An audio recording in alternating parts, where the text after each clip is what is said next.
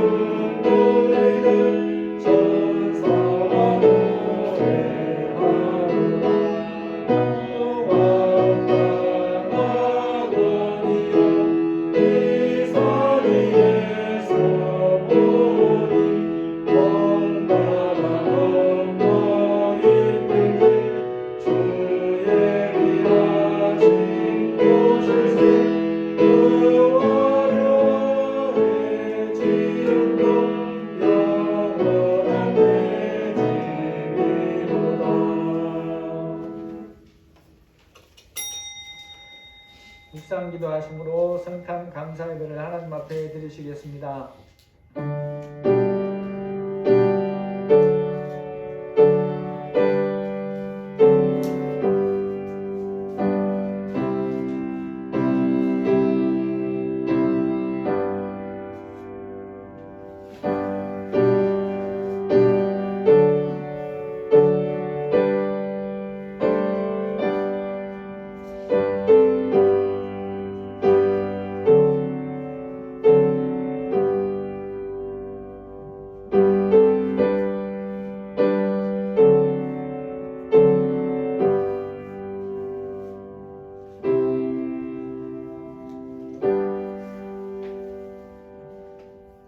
베들레헴 에브라다야, 너는 유다 족속 중에 작을지라도 이스라엘을 다스릴 자가 네게서 네게로 나올 것이라.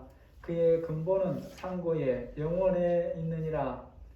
하나님 아버지 감사합니다. 예수님이 이 땅에 오시기 수백 년 전부터, 아니 천년도 전부터, 수천 년 전부터 예수님이 오시고 다시 오실 것을 말씀으로 우리에게 예언해 주시고 그 주님을 기다리며 다시 오실 주님을 소망하며 살도록 도와주시니 감사합니다. 이 시간에 예수님이 이 땅에 아기 사람으로 오신 것을 기념하며 또 우리가 감사하며 주님 앞에 예배합니다. 우리의 마음과 생각들을 주님이 주장해 주옵소서. 예수님의 이름으로 기도합니다. 아멘. 찬송가 108장입니다.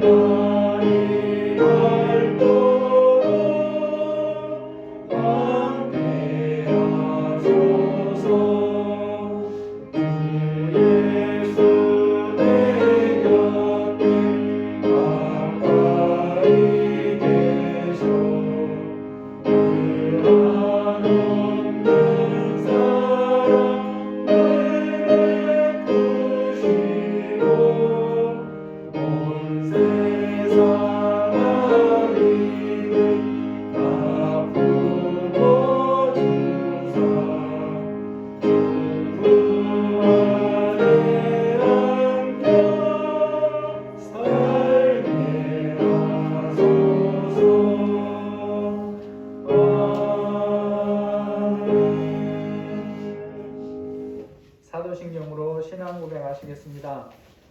전능하사 천지를 만드신 하나님 아버지를 내가 믿사오며 그 외아들 우리 주 예수 그리스도를 믿사오니 이는 성령으로 잉태하사 동정녀 마리아에게 나시고 본디오 빌라도에게 고난을 받으사 십자가에 못 박혀 죽으시고 장사한 지 사흘 만에 죽은 자 가운데서 다시 살아나시며 하늘에 오르사 전능하신 하나님 우편에 앉아 계시다가 저리로서 산자와 죽은 자를 심판하러 오시리라. 성령을 믿사오며 거룩한 공예와 성도가 서로 교통하는 것과 죄를 사하여 주시는 것과 몸이 다시 사는 것과 영원히 사는 것을 믿사옵나이다. 아멘. 시간은 구장 찬송하고 권재 집사님 대표 기도해 주시겠습니다.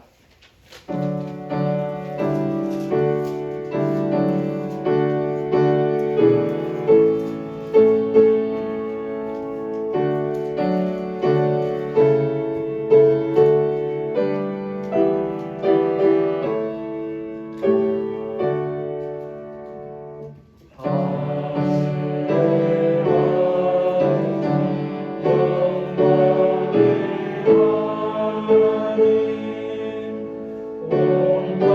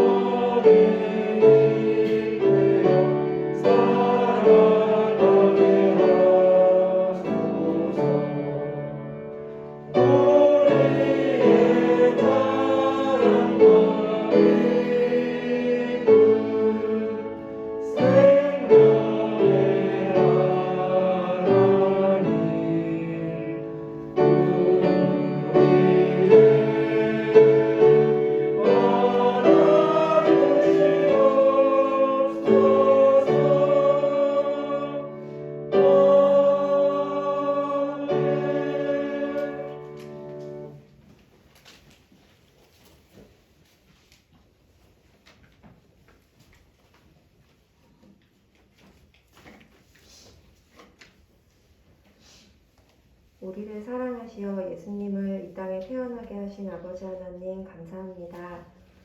코로나로 여러 가지 제약이 많은 상황 속에서도 안전수칙을 지켜가며 이렇게 함께 예배드릴 수 있음을 감사드립니다. 전 세계가 앓고 있는 이 긴 전염병 시대를 우리가 살아가고 있습니다. 혼돈과 혼란 가운데 흔들리지 않고 기도하게 하여 주시고 예배의 자리에 있게 하여 주시고 말씀의 길 위에서 벗어나지 않게 붙들어 주시옵소서. 오늘은 성탄절입니다. 아기 예수의 탄생을 축하하며 우리 모두가 기쁨으로 찬양하고 예배드리오니 아버지 영광 받아 주시오며 존귀하신 예수님께서 이 땅에 가장 낮은 자리에서 태어나셨음을 우리가 기억하고 예수님의 삶을 통해 우리가 그 발자취를 따라 나아가고 어린 아이들도 예수님의 성품을 닮아 하나님의 자녀로 자라나길 기도드립니다. 어려운 상황 속에서도 아버지께서 반석교회를 통해 이루고자 하시는 일들을 온전히 이루시기를 원하오며 우리가 기쁨을 잃지 않고 소망을 품고 기도하길 원합니다. 강단에 세우신 박형선 목사님 영육간에 강건케 하여 주시옵시고 말씀 전하실 때에 우리에게 힘있게 전해져 우리의 마음밭에 뿌리 내리고 싹을 틔우는 귀한 말씀 되길 원합니다. 목사님 가정과 우리 반석교회 모든 성도들의 가정이 형통하여 평안하길 기도드립니다. 우리의 아버지를 향한 사랑이 어린아이들처럼 순수한 마음이길 바라며 아기 예수님의 탄생을 다시 한번 축하드리며 예수님의 이름으로 기도드립니다. 아멘.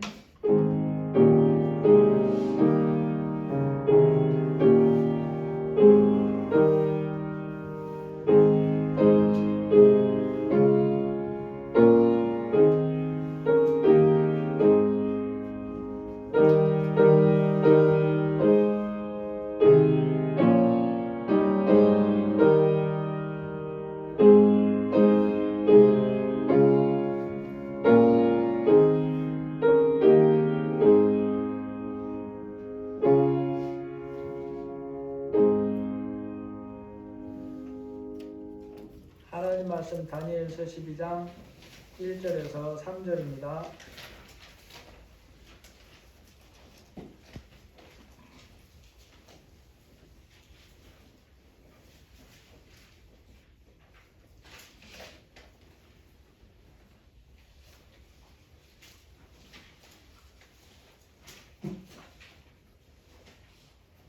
다니엘서 12장 1절에서 3절입니다. 구약성경 1255쪽에 있습니다.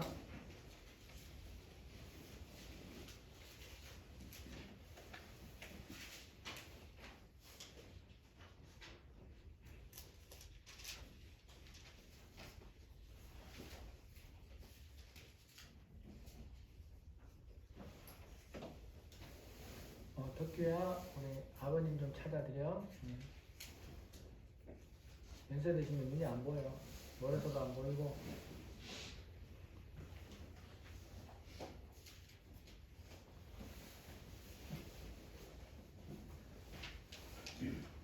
우리 천천히 같이 읽으시겠습니다. 그때에 내 민족을 보위하는 큰 군주 미가엘이 일어날 것이요 또 환란이 있으니 이는 개국 이래로 그 때까지 없던 환란일 것이며 그때에 내 백성 중 책에 기록된 모든 자가 구원을 받을 것이라. 땅의 티끌 가운데서 자는 자 중에서 많은 사람이 깨어나 영생을 받는 자도 있겠고 수치를 당하여 영원히 부끄러움을 당한 자도 있을 것이며 지혜 있는 자는 궁창의 빛과 같이 빛날 것이요 많은 사람을 옳은 대로 돌아오게 한 자는 벨과 같이 영원토록 빛나리라. 아멘. 오늘은 특수 사정으로 인해서 우리 김찬희 가정에서 우리를 대표해서 하나님 예수님이 오신 것을 축하하는 찬양을 하도록 하겠습니다.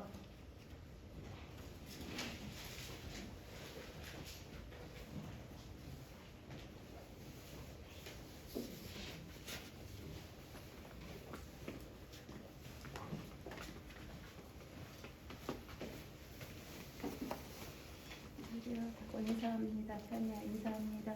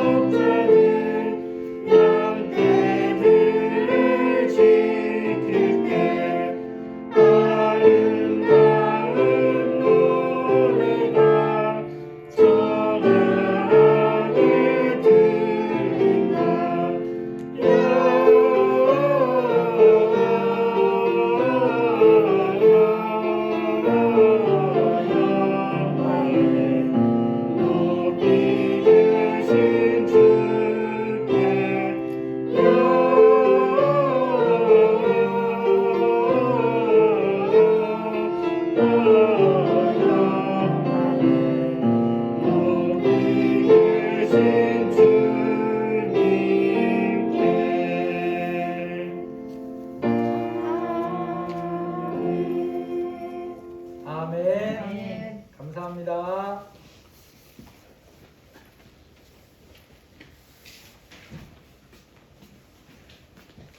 과학기술이 발달할수록 이제까지 없던 제품들이 만들어집니다. 그러한 것 중에 모조품을 만드는 기술도 더욱 발달합니다. 그래서 우리가 살고 있는 이 일상에서 볼 수 있는 것 중에도 모조가 있습니다. 그런데 모조는 다른 말로 하면 가짜인데 가짜가 진짜 같은 것들이 있어요.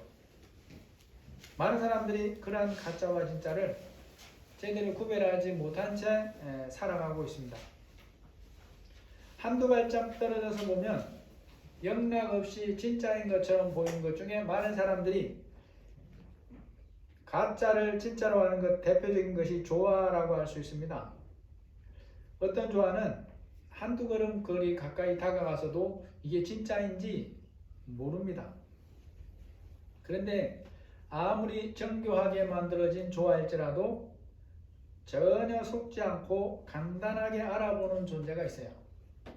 전체 능력에서 보면 사람하고는 비교도 할 수 없는 벌과 나비는 조화를 정확하게 알아본다라는 거죠. 진짜와 가짜가 구분할 수 없을 정도로 같아 보이는 것 중에 우리 주변에서 보이는 게 있습니다. 바로 성찬식에 사용하는 도구 많은 잔이 있어요. 그것 꼭 플라스틱 컵도 사용하는데 나중에도 그런 거 사용할 수 있습니다만 현재 우리 교회가 사용하는 것은 금 도금한 것이죠. 그런데 금처럼 보입니다. 가짜인지 진짜인지 몰라요. 언제 드러나겠습니까? 뜨거운 불을 만나면 그때 비로소 드러납니다. 그래서 가짜는 다 녹아서 안에 것이 드러납니다. 진짜는 녹아도 여전히 금입니다. 성경을 보시면 믿음에도 가짜가 있고 진짜가 있다라고 말씀합니다. 진짜 믿음임에도 불순물이 섞여 있어서 가짜와 별로 다르지 않은 모습도 있다고 말씀합니다. 또 사람이 보기에는 틀림없는 진짜 믿음으로 보였는데 영원한 결말의 시간에 가서야 가짜 믿음이었다는 것이 드러나는 경우도 있을 것이다. 성경이 우리에게 경고를 합니다. 오늘은 예수님이 세상에 사람으로 오신 것을 기념하는 성탄절이죠. 예수님이 세상에 사람으로 오신 것은 명확한 사실이지만 이 날이 그 날인가에 대해서는 사실은 아무도 모릅니다. 그래서 어느 때부터 교회가 그래도 한 날을 정해서 이 날을 의미 있게 보냅시다 라고 해가지고 한 것이 만들어진 것이 성탄절이라 라고 볼 수 있어요. 그래서 세상 모든 교회가 다 이 날을 성탄절로 지키는 게 아니에요. 동방교회 영향력 안에 있는 곳들은 1월 6일이나 7일이 예수님 오신 날로 정해서 그렇게 지킵니다. 그래서 우리는 12월 25일이라는 날 자체가 특별한 의미가 있는 것은 아니라 라는 걸 알아야 돼요. 크리스마스라는 단어를 보면 그리스도께 예배한다는 뜻입니다. 한마디로 간단하게 말하면 그리스도께 예배하는 것. 이 땅에 사람으로 오신 예수님께 예배하는 것이 크리스마스라는 뜻이에요. 여러분, 예수님 믿는 우리가 알아야 할 정말로 중요한 것은 성탄절이 언제인가 하는 것이 아니고 이날에 오신 예수님을 알고 믿고 사는 것이다 라는 것입니다. 이날에 예수님이 세상에 사람으로 오신 이유가 뭐겠습니까? 가장 간략하게 줄여보자면 진짜로 알고 살게 하려고 오셨다라는 거죠. 진짜 신이신 하나님을 믿어서 영생을 얻는 사람이 되도록 하기 위해서 오셨다는 거예요. 여러분, 그러면 전능하신 하나님인 예수님이 어떻게 해서 우리와 같은 사람의 몸으로 태어날 수 있었을까요? 여기에 대해서 설명하는 것은 사실 불가능한 일입니다.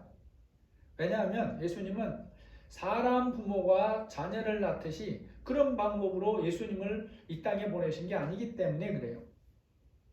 우리가 이해할 수 없지만 하나님이 사용하는 방법을 우리가 그래도 성경을 통해서 볼 수 있습니다.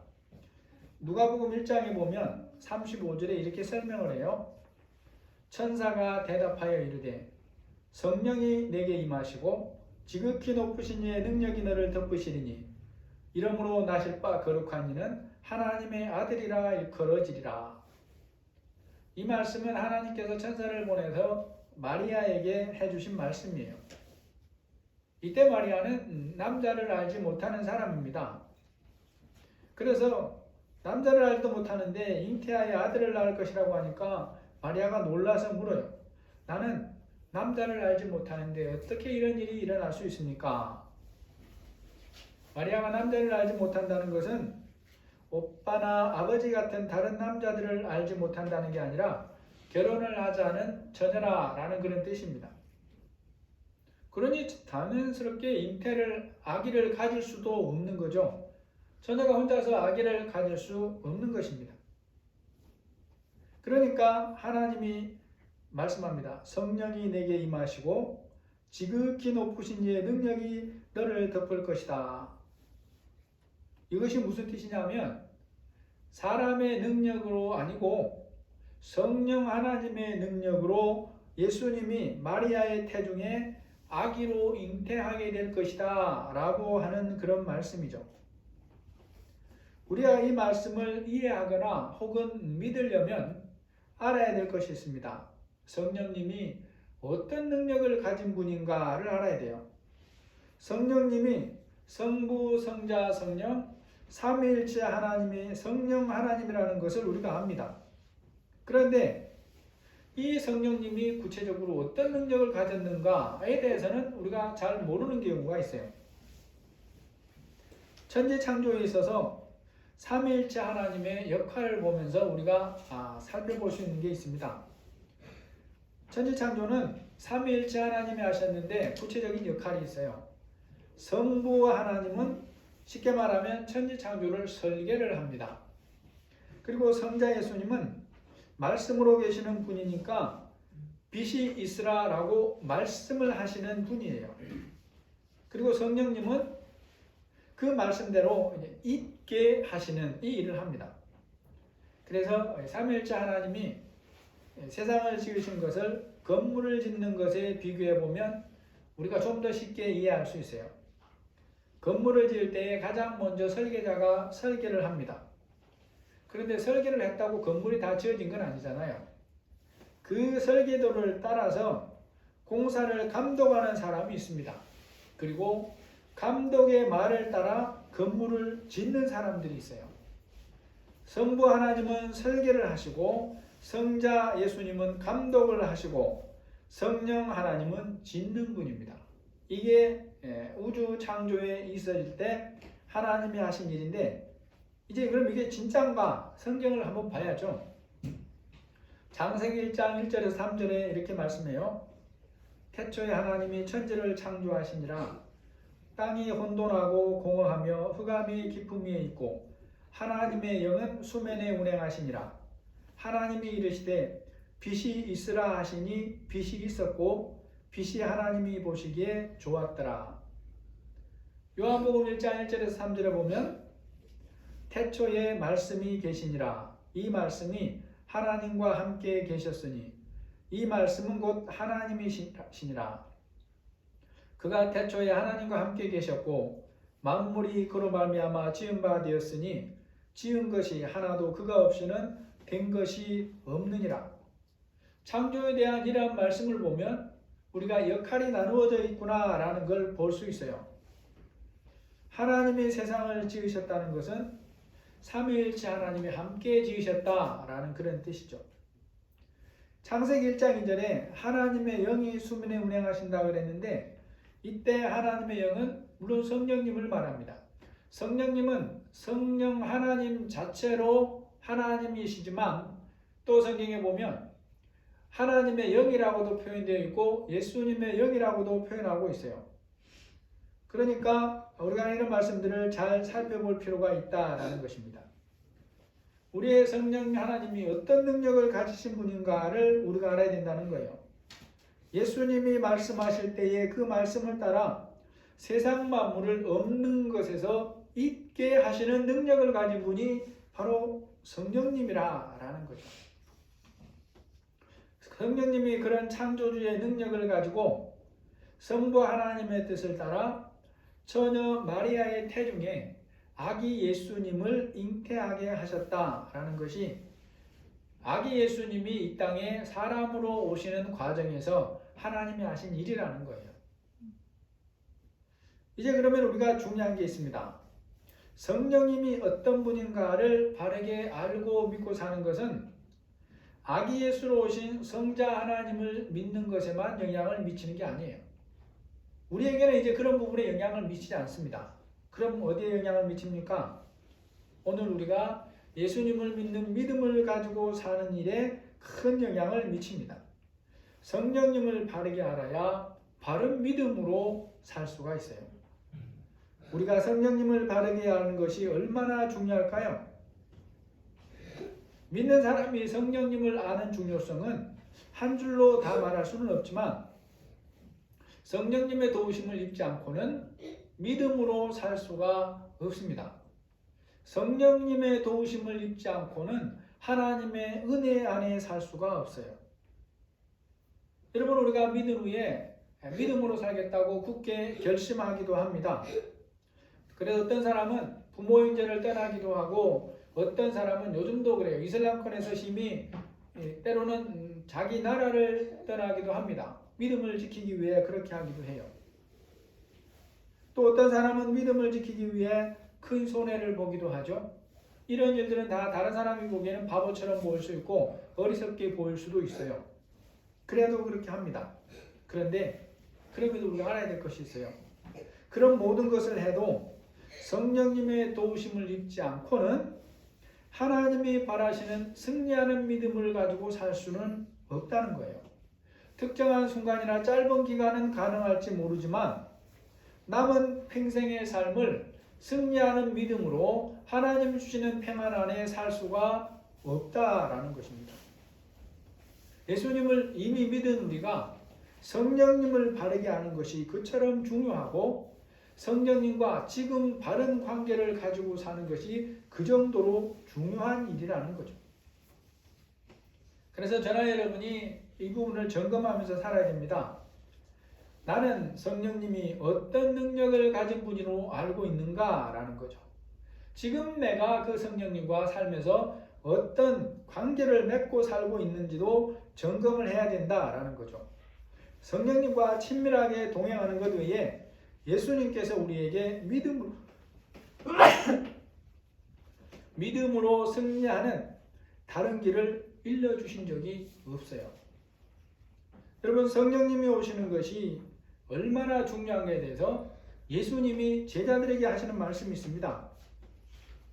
요한복음 16장 7절에 보면 내가 너희에게 실상을 말하노니 내가 떠나가는 것이 너희에게 유익이라. 내가 떠나가지 아니하면 보혜사가 너희에게로 오시지 아니할 것이요 가면 내가 그를 너희에게로 보내리니. 사람으로 오신 예수님과 함께 생활하고 있는 제자들이 12명의 제자들이에요. 바로 곁에 눈만 뜨면 예수님이 보입니다. 그런데 그 예수님이 말씀하는 거예요. 제자들에게 내가 가고 성령님이 오시는 것이 너희에게 유익이다. 유익이라는 것은 예수님이 함께 계시는 것보다 성령님이 와서 너희와 함께 계시는 게 더 유익이다, 이런 뜻이에요. 예수님이 함께 계시는 것이 얼마나 큰 유익이겠습니까? 그런데 예수님은 그렇게 말씀하지 않아요. 예수님이 몸으로 계시는 게 유익이 아니라, 그것도 유익이지만 그보다 더 큰 유익이 있는데 성령님이 오셔서 너희와 함께 계시는 것이 더 큰 유익이다, 이 말씀을 하시죠. 왜 그러겠습니까? 예수님은 우리와 같은 몸이기 때문에 시간과 공간의 제약을 받습니다.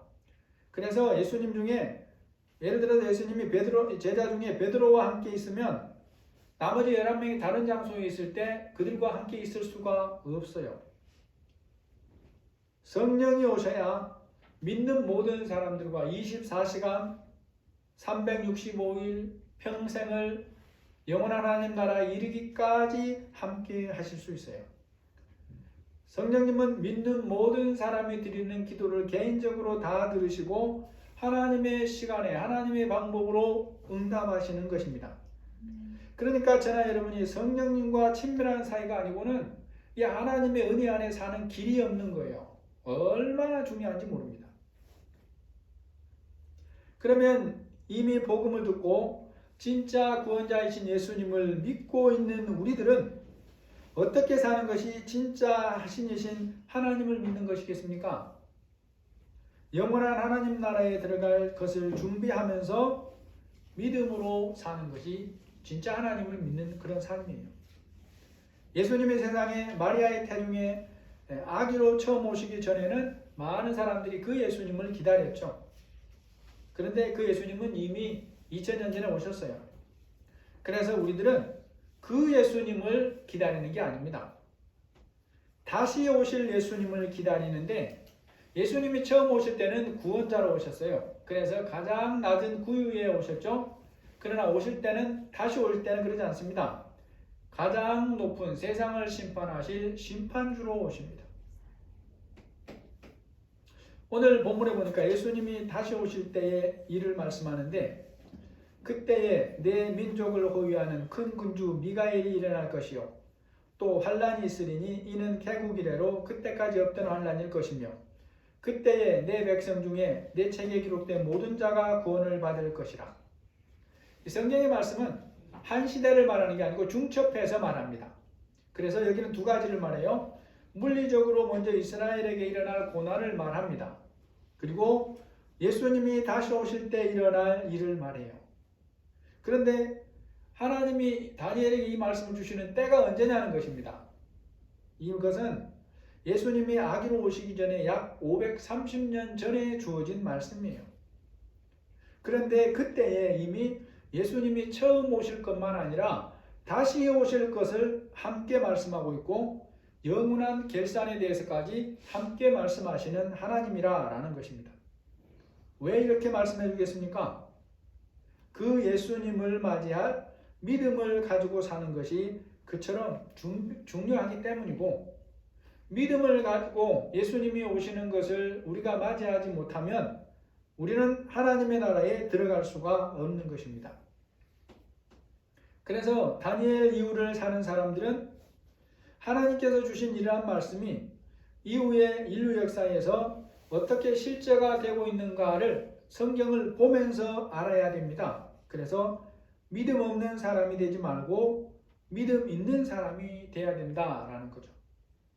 여러분, 우리는 이 말씀이 하나님의 시간에 그대로 이루어지고 있는 것을 보지요. 역사적으로 유대인들이 큰 핍박을 당하는 것은 이미 지나간 과거가 됐습니다. 또 예수님이 아기로 오시는 것도 과거 일이 됐어요. 그러면 이러한 말씀이 실현되는 것을 보면서 오늘 우리는 뭘 깨달아야 되느냐? 예수님이 심판주로 다시 오신다고 하는 말씀도 그대로 이루어진다는 것을 깨달아야 된다라는 거죠. 그리스도인이 이렇게 믿음으로 사는 것을 무엇에 비유해 볼 수 있겠습니까? 비행기를 타고 외국으로 여행을 계획하는 사람이 그 일을 위해 하는 준비가 있습니다. 최소한 수개월 전부터 미리 예약을 하고 준비를 합니다. 그 수개월 전에 앞날에 할 여행에 대해서 예약을 하지만 실제로 여행하는 현장에 대해서 경험해 봄으로 알고 하는 경우는 거의 없어요. 알지 못하지만 여행사에서 소개하는 상품을 신뢰하고 보지도 않고 경험하지도 않았지만 돈을 내고 거기에 맞추어서 준비를 해요.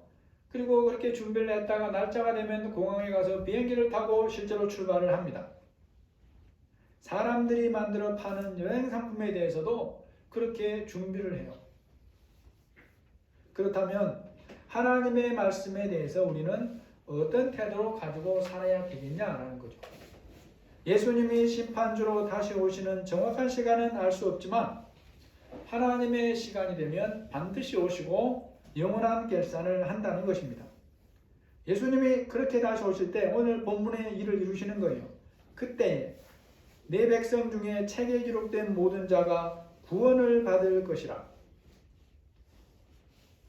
여러분, 이때 우리가 어떤 모습으로 구원을 받을 것인가에 대해서 조금 얘기해 주는데 오늘 2절 말씀에 보면 있습니다. 땅의 티끌 가운데서 자는 자 중에서 많은 이들이 깨어나 영생을 받는 자도 있겠고 수치를 당하여 영원히 부끄러움을 당할 자도 있을 것이며. 여러분, 우리 입장에서는 이런 말씀이 이해하는 게 그렇게 어려운 게 아니에요. 그러나 그 시대 사람들에게 참으로 어려운 것입니다. 왜냐하면 우리는 예수님의 부활을 경험한 시대고 그 시대는 예수님의 부활이 뭔지를 몰라요. 그런 시대에 말합니다. 땅의 티끌 가운데서 자는 자 중에 많은 이들이 깨어나 영생을 받는 자도 있겠고. 우리는 예수님이 장사돼서 무덤에 들어가 있는데 살아나는 걸 봤잖아요. 우리가 본 게 아니지만 제자들이 봤어요. 그들이 전해주는 걸 우리는 알고 있어요. 그런데 이 사람들은 모르는 시대 사람들인데 걱정하지 말라는 거예요. 너희보다 먼저 하나님 믿고 죽은 사람들 중에 흙으로 돌아간 자들이 많은데 예수님의 심판주로 다시 오실 때 그들을 어떻게 구원하신다는 것이냐? 거기서 살아나도록 살려서 영원한 나라를 살아갈 영생의 몸을 주어서 구원한다, 이런 뜻입니다. 쉽게 말하면 그런 거예요. 또 예수님을 다시 오실 때 믿지 않는 자들도 흙에서 동일하게 살아나는데 그들의 결말은 다릅니다. 수치를 당하여 영원히 부끄러움을 당할 자도 있을 것이며. 여기서 수치를 당하고 부끄러움을 당한다는 것은, 영원히 부끄러움을 당한다는 것은 영원한 지옥의 행렬에 처해진다라는 것이죠. 잠시가 아닙니다. 영원이에요. 이것은 예수님이 다시 오실 때 그 사람이 믿음을 가지고 살고 있느냐로 결정이 된다는 것입니다. 우리가 오늘 아주 중요한 것 또 한 가지를 알아야 됩니다.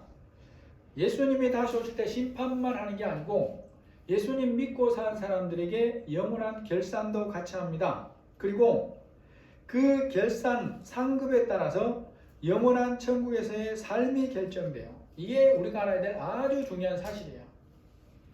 오늘 3절에 뭐라 그럽니까? 지혜 있는 자는 궁창의 빛과 같이 빛날 것이요 많은 사람을 옳은 대로 돌아오게 한 자는 별과 같이 영원토록 빛나리라. 여러분, 말씀이 이러하기 때문에 천국 생활에 대해서도 우리가 바르게 알아야 될 게 있습니다. 천국에 가는 것이 일생일대 가장 중요하죠. 그런데 진리를 아는 사람은 더 알아야 될 게 있어요. 천국의 삶의 질이 다 같은 게 아니에요. 예를 들면 그런 것입니다. 우리나라에 사는 사람들의 삶의 질이 다 같습니까? 같지 않습니까? 같지 않죠. 쉽게 말하면 천국도 그런 거예요.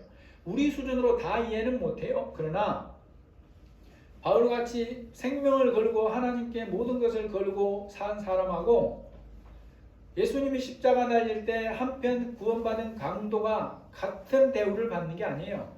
같은 대우를 받으면 하나님이 잘못하는 사람이죠.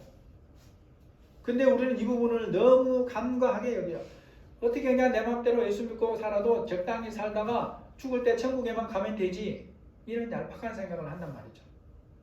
그러나 그것이 정말로 안타까운 그런 생각이라는 것을 알아야 되는 것입니다.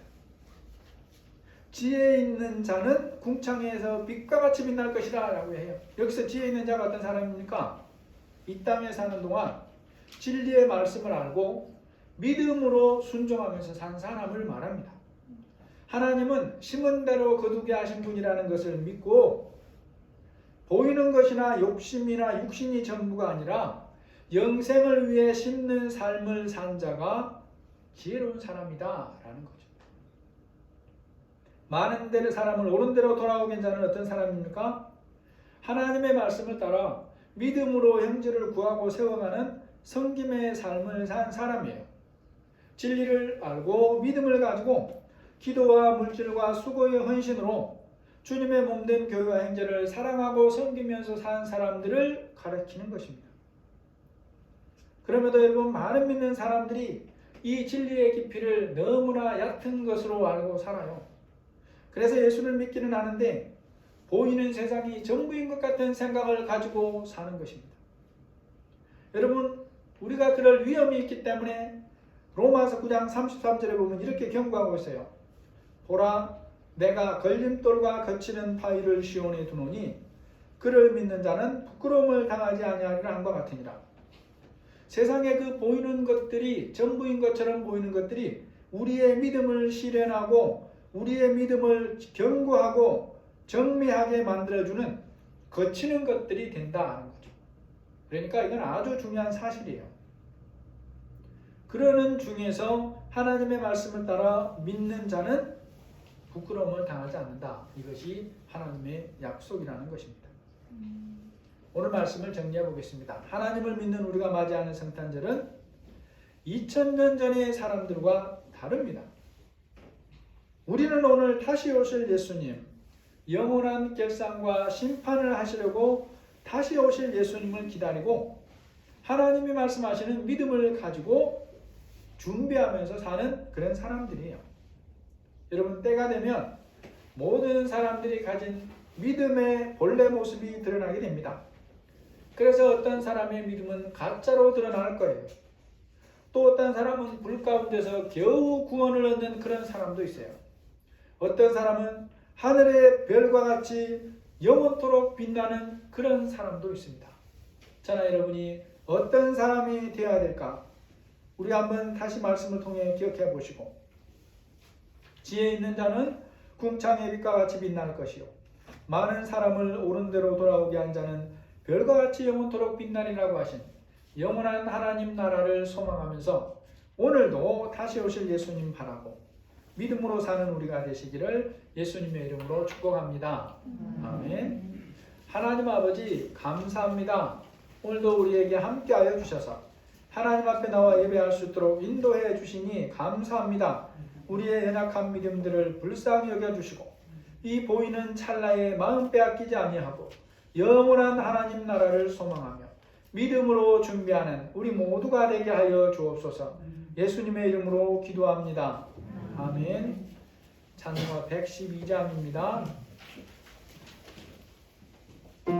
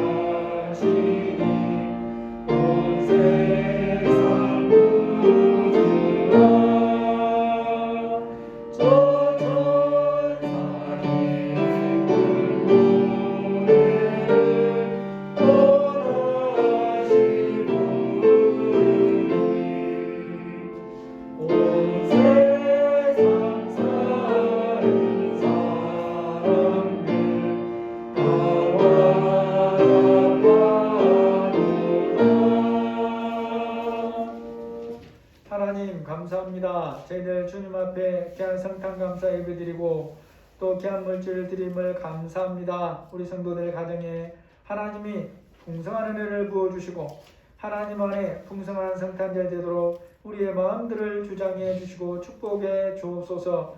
예수님의 이름으로 기도합니다. 아멘. 우리 성탄 하신 예수님 축하 노래 불러드리도록 하겠습니다.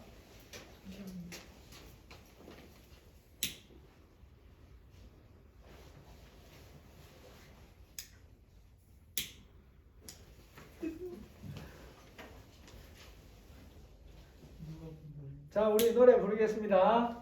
생신 축하합니다. 생신 축하합니다. 사랑하는 예수님 생신 축하합니다. 오늘 우리 부를 끄는 것은 우리 김경옥 집사님께 기회를 드리겠습니다.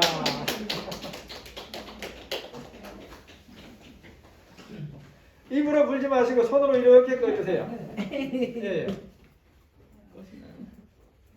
예, 감사합니다. 하나님 감사합니다. 우리 아기 예수님 보내주셔서 감사합니다. 우리에게 축하할 수 있도록 마음 주셔서 감사합니다. 예배할 수 있는 여건 주셔서 감사합니다. 우리의 모든 어려움 중에도 믿음 주셔서 감사합니다.